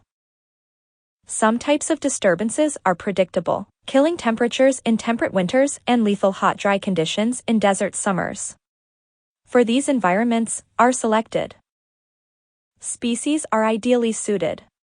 In spring, the habitat becomes suitable and may be almost devoid of plants. Small annuals grow and reproduce quickly, and population growth is extremely rapid until the habitat becomes disturbed by winter or summer climate. Figure 25, 26 Most plants of disturbed habitats, such as these coastal dune plants, are R-selected species. Their wind-blown seeds land, germinate, and grow quickly, and then produce many more seeds. They can grow so rapidly and reproduce so abundantly because almost no energy or mineral resources are spent on anti-herbivore defenses or drought adaptations. Because of periodic storms, freshly exposed, highly disturbed sand dunes are always ready for invasion. Some types of disturbances, especially those caused by us humans, are not predictable. We disturb areas by mining, farming, building cities, damming rivers, and so on. Some of these disturbances eliminate all natural organisms completely, others alter the carrying capacity of habitats. For example, we consume large amounts of fresh water, drawing it from rivers and lakes. Some of the water is returned as treated or untreated wastewater, but much of it is used for farming and never returns to the rivers. Consequently, most rivers now do not bring as much fresh water to the oceans as they did formerly. The United States and Mexico draw so much water from the Colorado River and the Rio Grande River that in many years no fresh water reaches the oceans at all. The mouths of the rivers are completely dry. This reduced input of fresh water reduces the carrying capacity of coastal marshes and shore communities. Figure 25, 27 A dam was recently constructed so that water could be used for irrigation. The lack of fresh water entering the ocean here now has changed the habitat and caused many of the mangrove trees to die. K-selection. Conditions in a crowded habitat, where a population is close to its carrying capacity, select for phenotypes very different from those that are beneficial in a disturbed habitat. In a disturbed region, virtually every spot is a suitable site for seed germination and growth, but in a K habitat, almost every possible site is filled. After an individual dies, its site may become occupied by the seeds or rhizomes of a different species. It is advantageous to live for a long time, holding on to a site. To survive as a long-lived perennial is difficult, however, and large amounts of carbon and energy must be diverted into anti-predator defenses.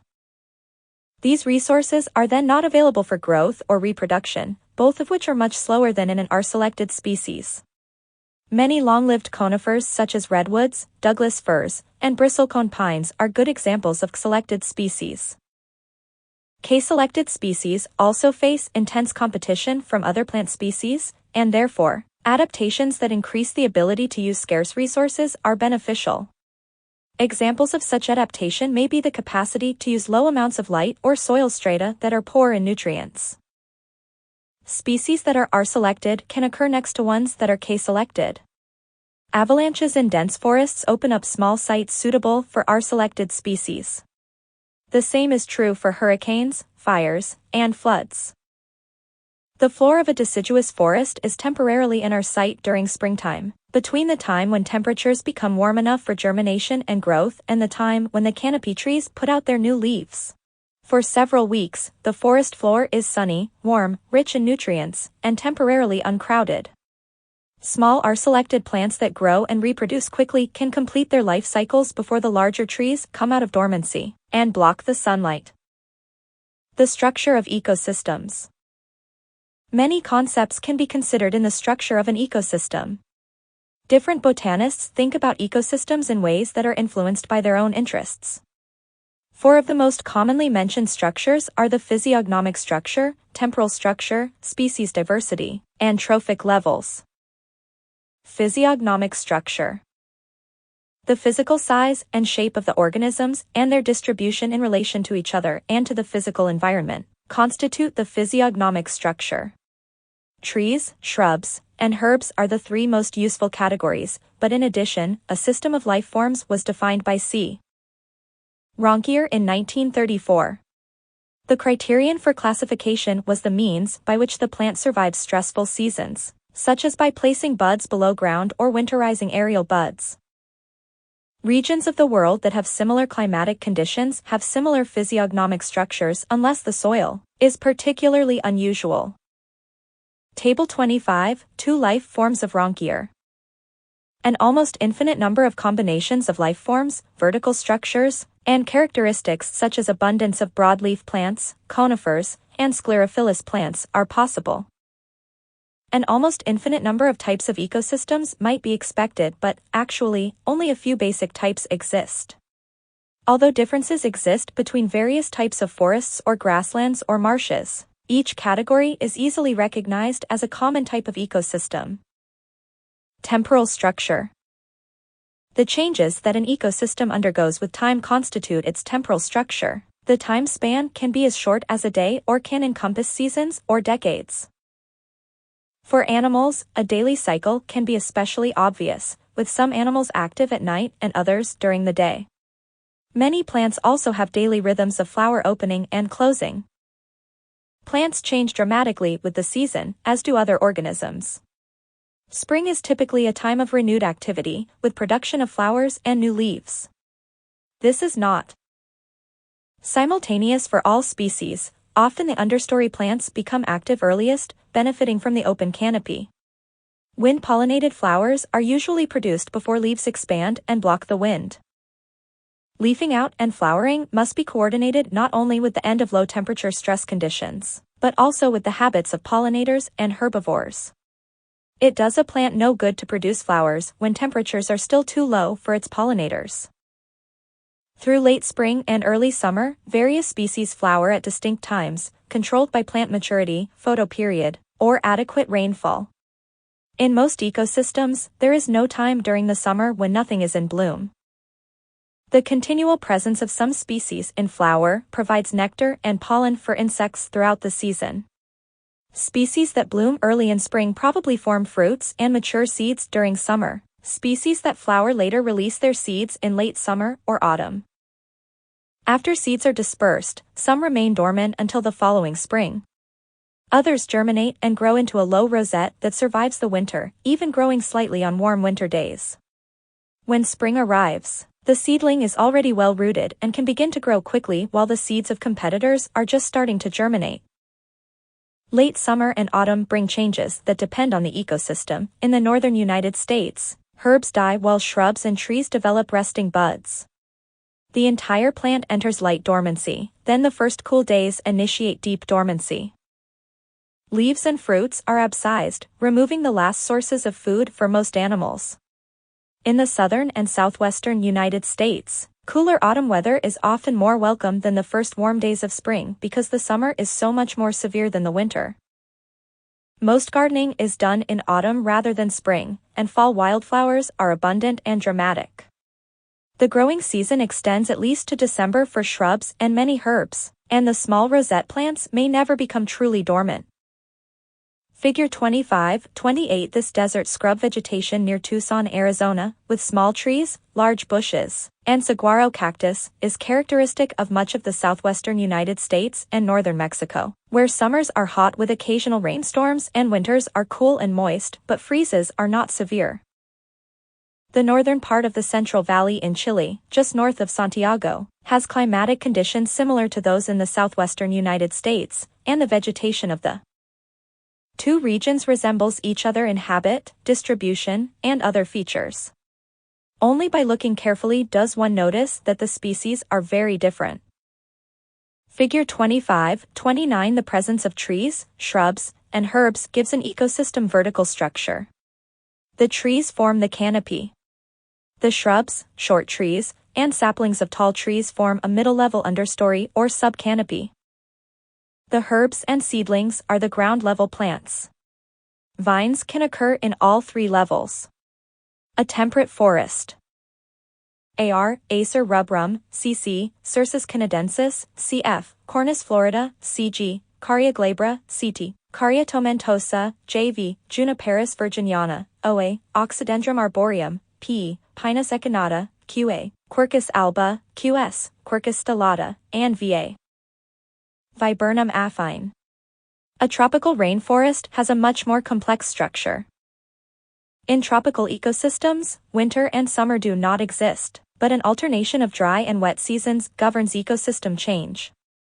Coastal marsh, wetland, and reef ecosystems may be strongly affected by seasonality. Rainy seasons dilute the salt water, whereas in dry seasons rivers deliver less freshwater and mineral-rich silt.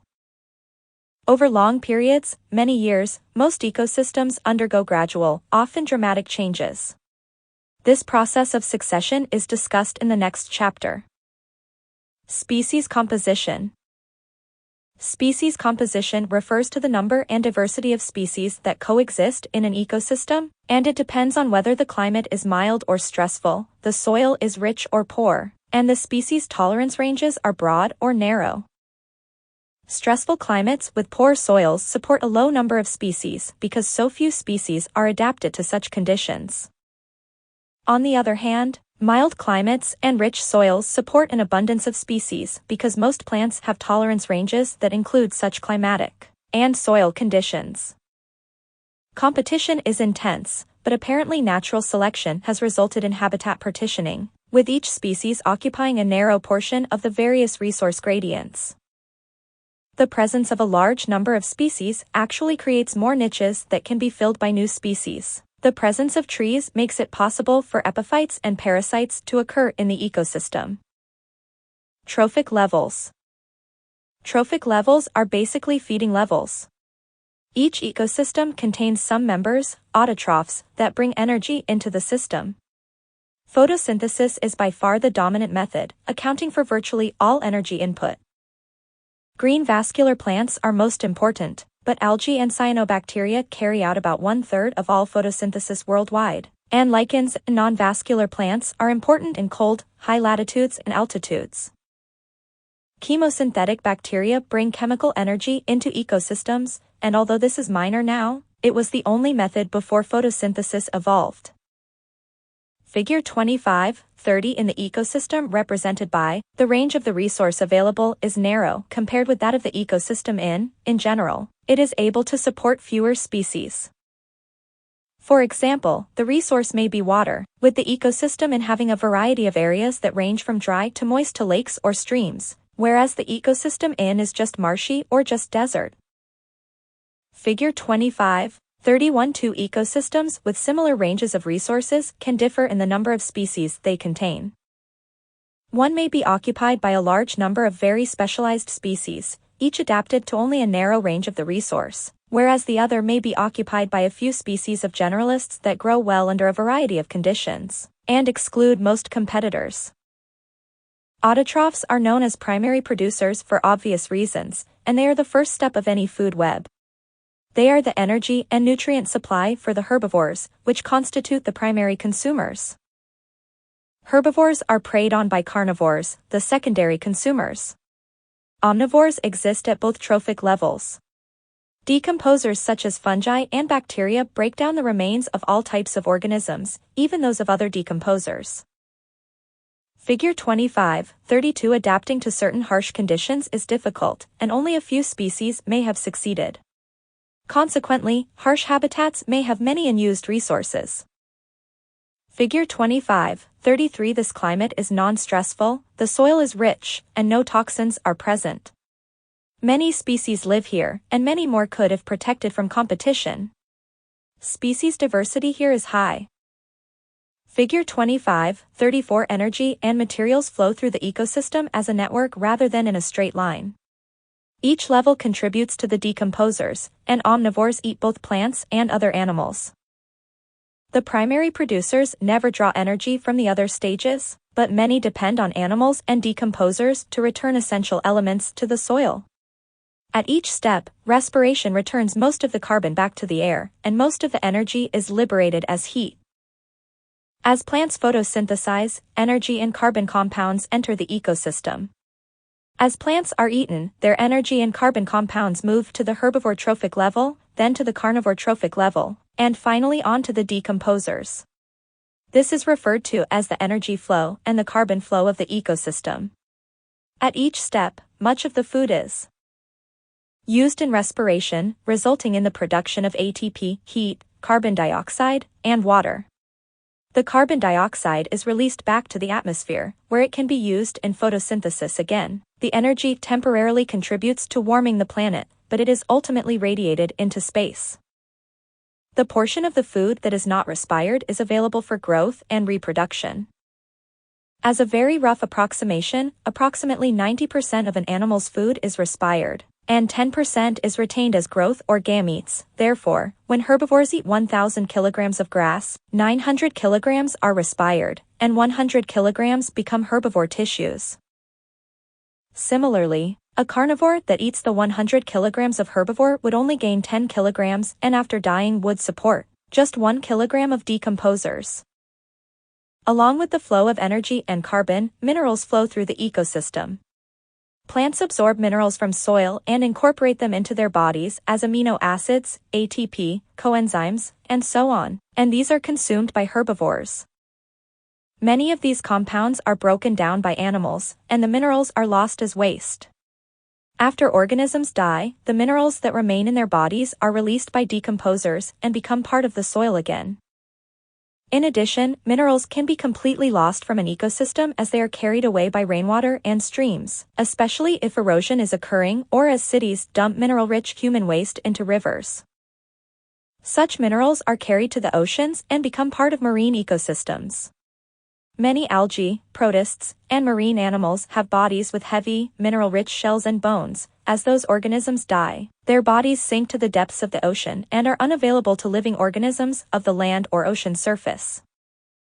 The movement of energy and biomass from one trophic level to the next is often represented as a pyramid of energy, or a pyramid of biomass. Such pyramids are useful for illustrating these principles in textbooks, but in reality, it is extremely difficult to measure all of the biomass of the primary producers of even a simple ecosystem. It is almost impossible to measure it accurately in a forest ecosystem, and it is impossible to measure the biomass or energy content of the fungi and bacteria that are acting as decomposers. Pyramids of numbers are more easily obtained. Often there are fewer individuals in each higher trophic level, but of course, millions of aphids can live on one tree. Figure 25-35. The movement of minerals is easy to understand with seabirds and small oceanic islands. Many small oceanic islands are composed of rock that breaks down into a soil that is poor in nitrates and phosphates. But seabirds eat fish, then roost on the islands where they defecate, depositing mineral-rich guano.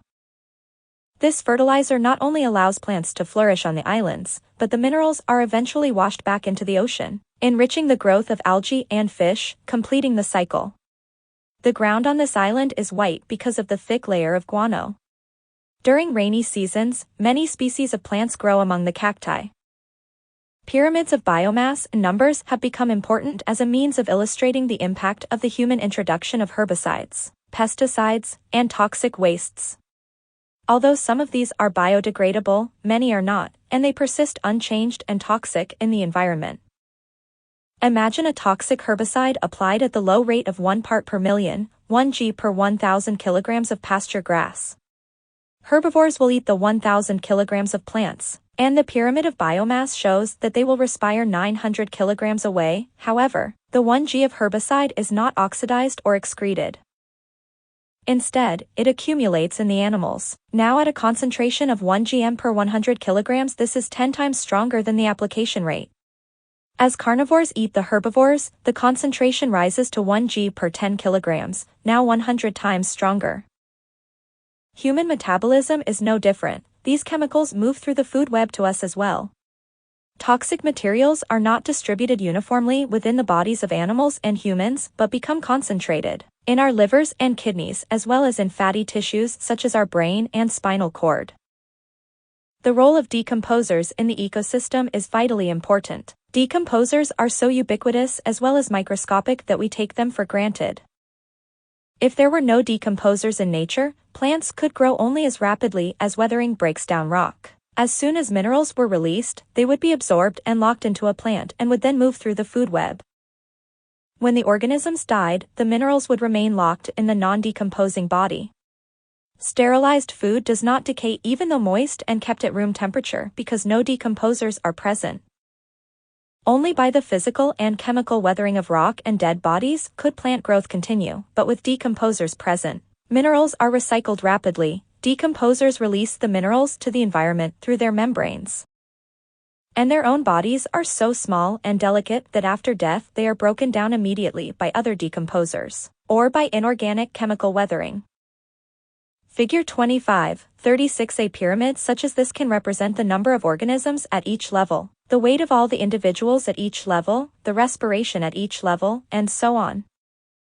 Such analysis can be difficult to do, but these relationships are extremely important. If a national park is established to preserve a species of wolf or mountain lion, it must be known how extensive its food web is, and how large of an area must be set aside to ensure an adequate number of primary consumers. At the next level. 1. Generation time, lifespan, and demography. Some plants reproduce while they are only a few months old. Others must live for decades before they reproduce. Some plants live for just a few months, others for thousands of years. Before you do any research, think about the ways these two characters might be related.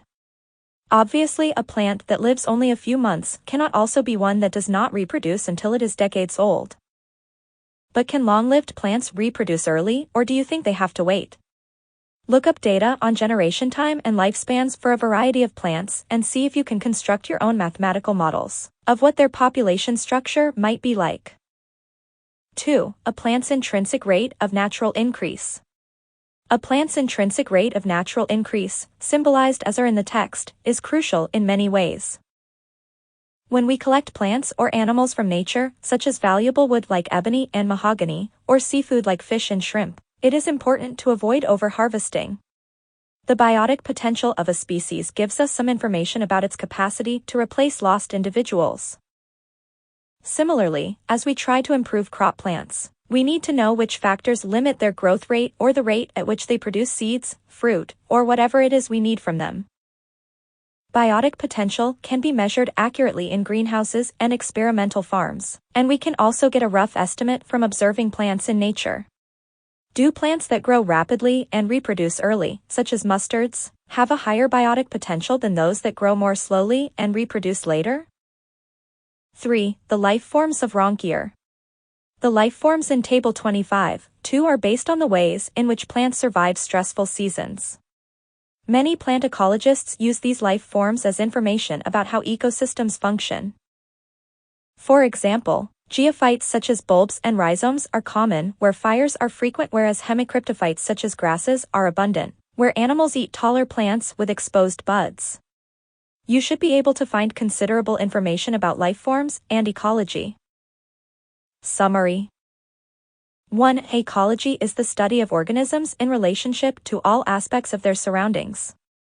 Each plant is part of a population of individuals of the same species, and these coexist with other species, forming a community.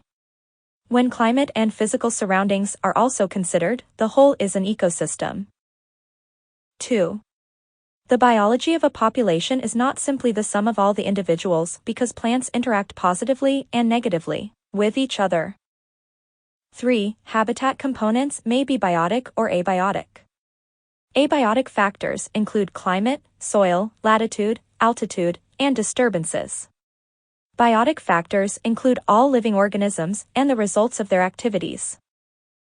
4. Disturbances are disruptions of portions of an ecosystem. Although they may cause great destruction, they may also be necessary for maintaining the ecosystem such that there is not a succession, a long-term change in species present.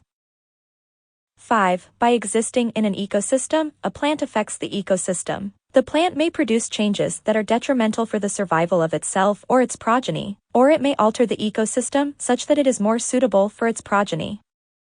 6. The amount of competition varies from species to species and from one ecosystem to another. In general, where climates are mild and soils rich, species diversity is great, and competition is most important in excluding species from the ecosystem.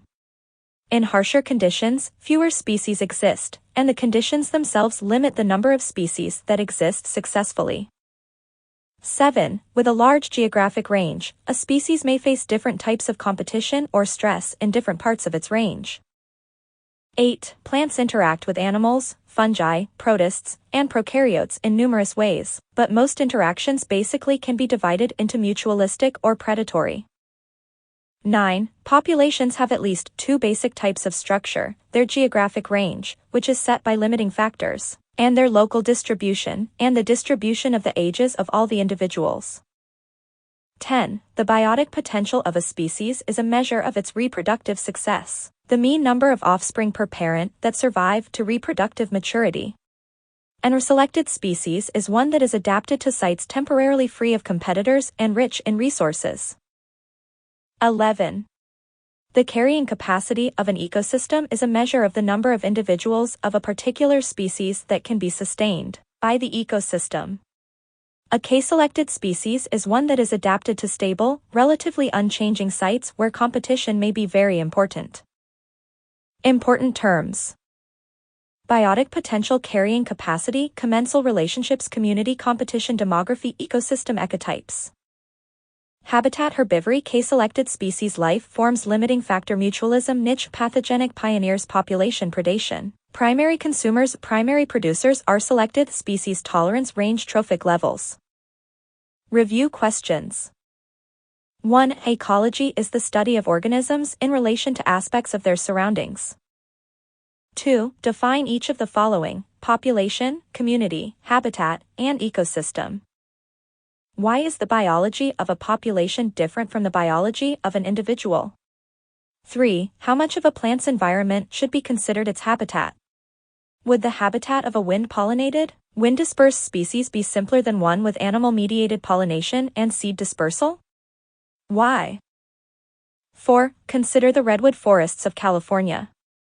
We know that the shade of the big trees affects the shrubs and herbs, but do the small plants affect the trees? What about the seeds of the redwood trees? What role did fire play? If a new disease were to kill off all the shrubs and herbs but not directly harm the trees, would the trees ultimately be impacted by the disease? 5. Habitat components are of two types, abiotic and biotic. List several components of each type. 6. Why are climate extremes often more important than average climatic conditions? What is the growing season of a plant, and what are some conditions that affect its length? 7. How are soils formed? Through the breakdown of what material? Why are new soils not suitable for most plant species? 8. What is a pioneer species? Are they more likely to be R or K selected? Why? 9. Why do parts of Alaska and Canada have such thin soil today? What happened to the soil that used to be there? Approximately how many years ago did this region lose its soil? 10. Fire is a critically important, natural disturbance in many ecosystems. Describe some plant adaptations that allow plants to survive fires. 11. If we could eliminate all other organisms so that a certain region contained only the soil and the plant itself, would this be a stable habitat? Does the plant itself change its habitat? Explain. 12. When several individuals occur together, the possibility for interaction is created. If the interaction is basically beneficial for both organisms, it is called, but if it is disadvantageous, it is. Do the two organisms have to be the same species or different species, or does it matter? 13. What is competition between plants? What is competitive exclusion? How does competition affect natural selection and evolution? 14. What is a niche? Is it a physical, tangible space or object? If a giant redwood grows side by side with a small fern, are they in the same niche? If not, how does the niche of one differ from that of the other? 15. What is a transplant experiment? What is a common garden? What is the point of using these two types of experiment? 16. When birds build nests in trees, the birds benefit, but the trees are usually unharmed. What kind of a relationship is this? Give 2 more examples of relationships like this. 17. Although most habitat components act on a plant simultaneously, at any given time and locality, one factor alone determines the health of the plant. This is called the factor. 18. Plants often grow in clumped distributions. Give one cause of this. 19. What is the term that describes the length of time from the birth of one individual until the birth of its first offspring? Why do we not use this term for the time between the individual's birth and its own death? 20. Describe biotic potential. Describe carrying capacity. How do these two factors affect population growth and the ultimate stable size of a population? 21. Consider the population growth curve of figure 25-23b.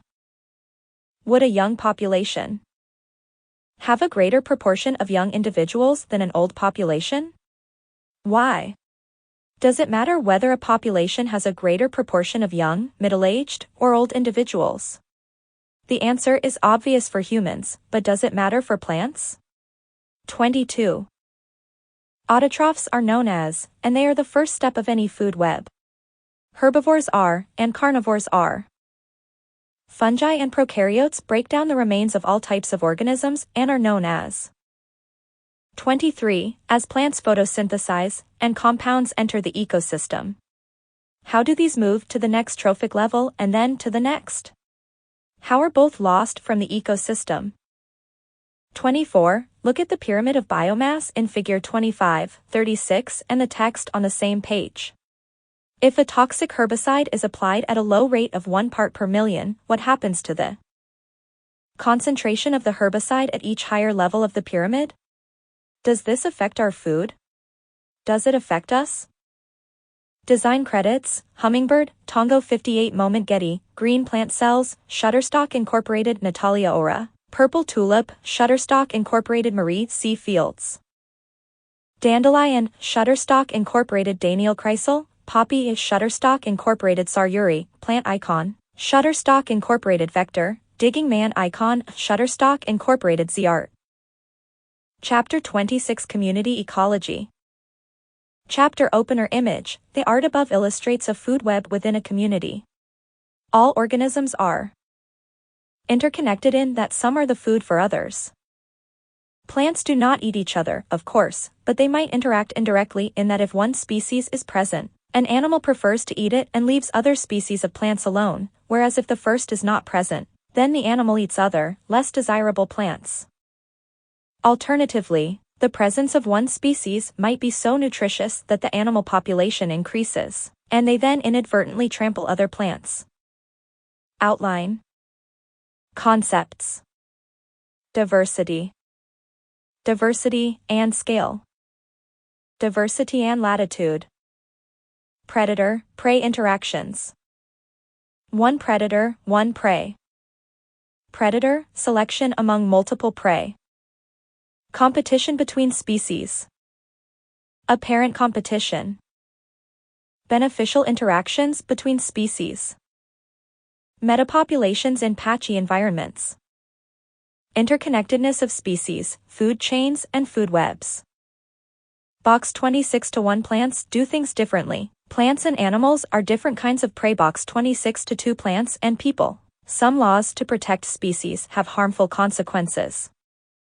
Learning objectives. After reading this chapter, students will be able to state the importance of studying community ecology. List 3 ways to measure community diversity.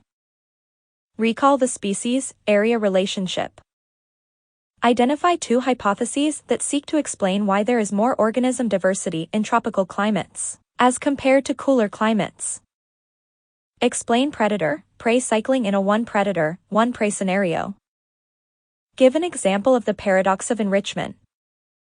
Define maximum sustained yield and describe how it affects our use of natural resources such as forests and oceans.